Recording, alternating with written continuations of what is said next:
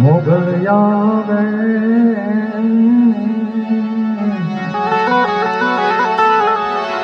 એ નવરાત રમવા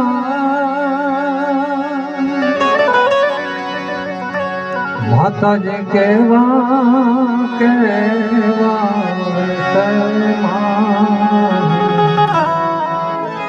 એમાં કેવા કેવા વૈસે થોડે જાણણ જાણણ જાલર જણ કે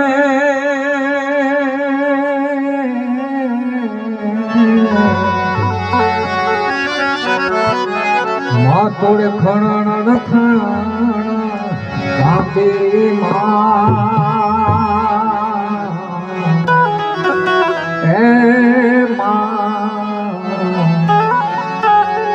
માતાજી તોડ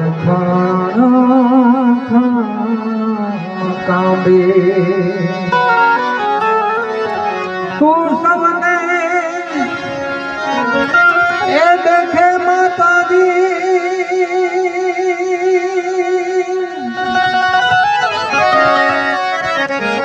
અરે તું સવને દેખે માતાજી અરે તુજને કોઈ ન ભાડે મોગલ આવે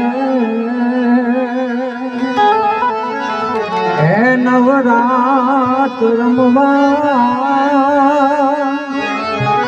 માડ કેવા કેવા છે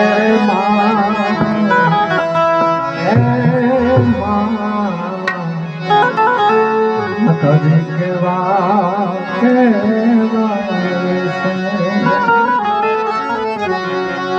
આવો રૂડો મનુષ્ય અવતાર મેળો છે હરિભજનનો તો ભાઈ હરિભજન કરી લેવું.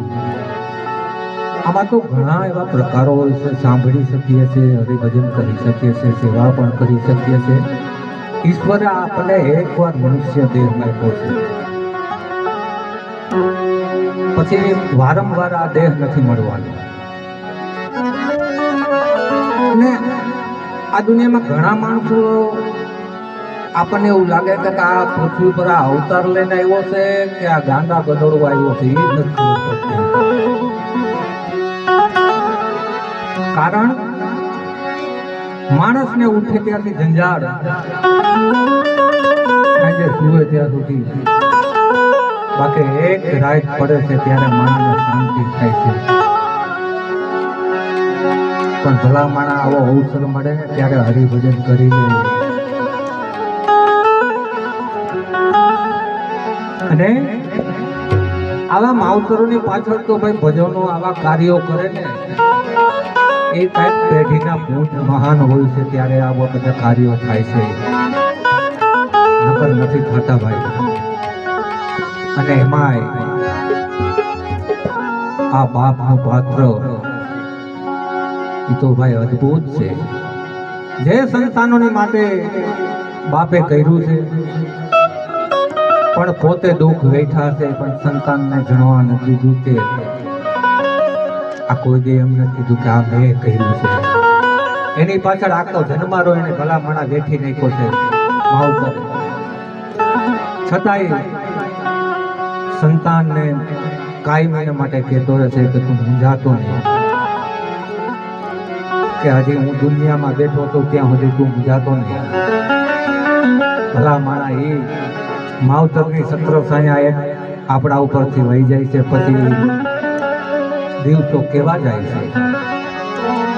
મારું તો કહેવાનું કે જીવતા માવતર હોય ને ભાઈ ત્યાં સુધી સેવા કરી લેવી, બાકી આ માયલાની અંદર અફસોસ થઈ જાય છે.